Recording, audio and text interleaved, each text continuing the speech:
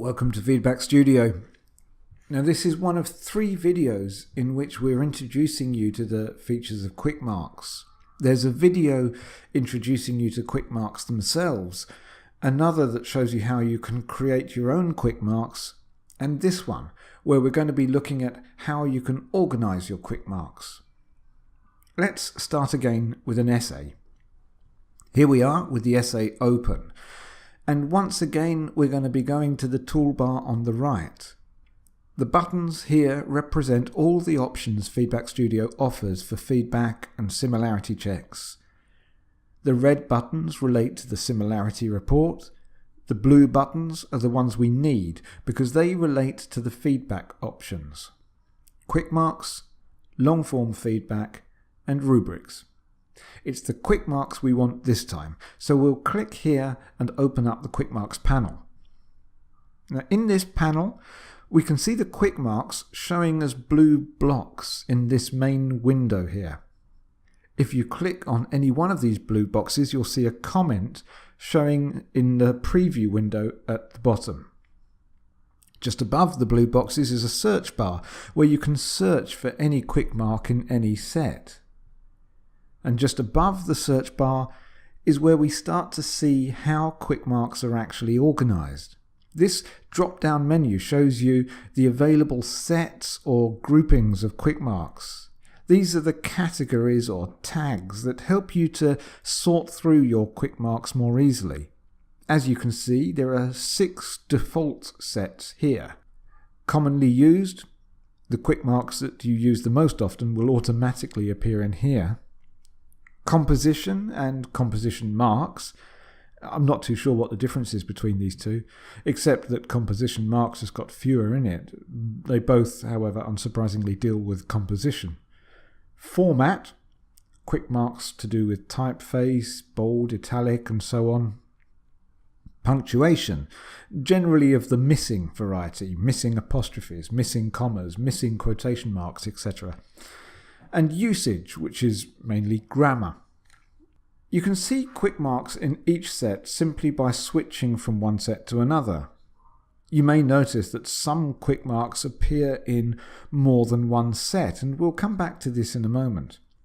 Okay, now, if we want to get into managing and organizing our Quickmarks to suit our own needs, then we need first to get into the Quickmark Manager.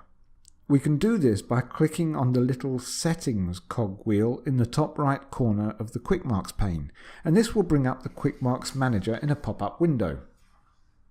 Now this window has a few sections in it, so let's just explore them all briefly.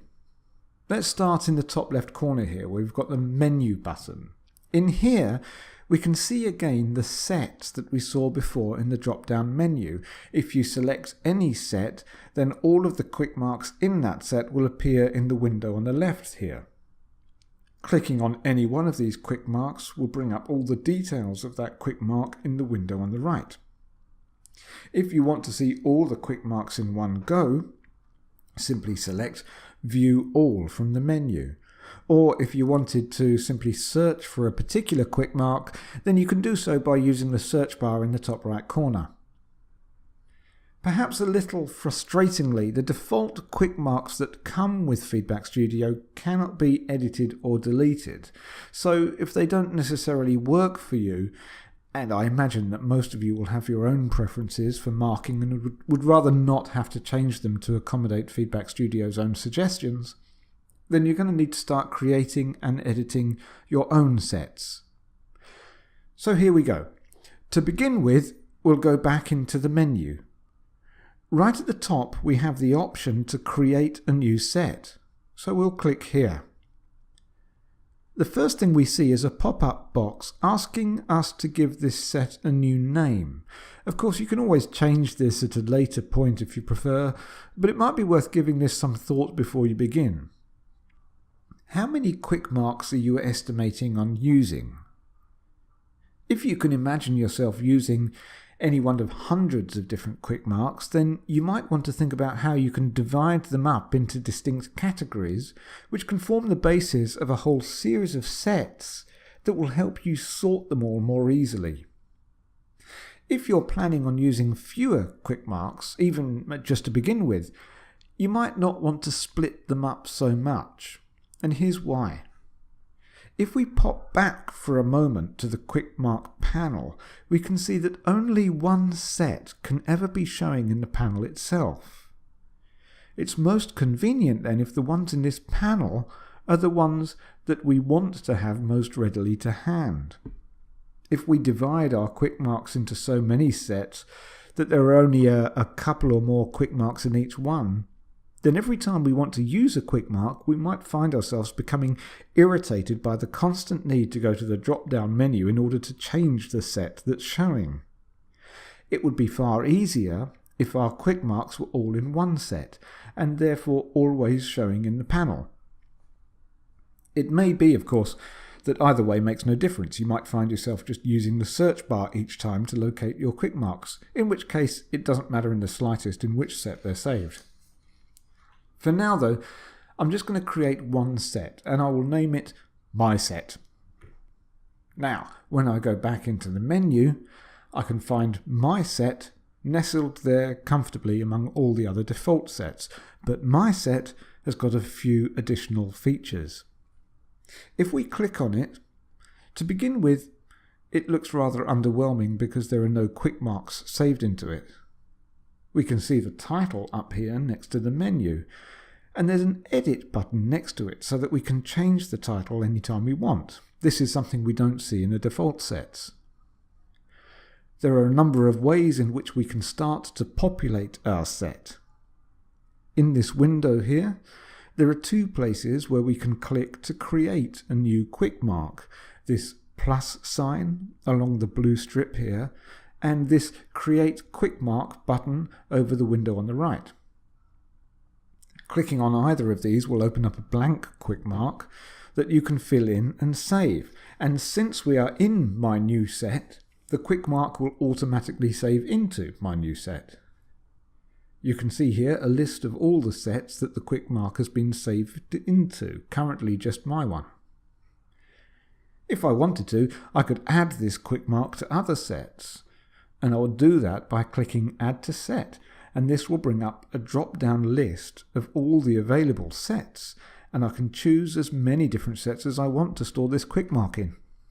Any changes I make to the Quickmark at a future point will show up in every set that I've chosen to store it in.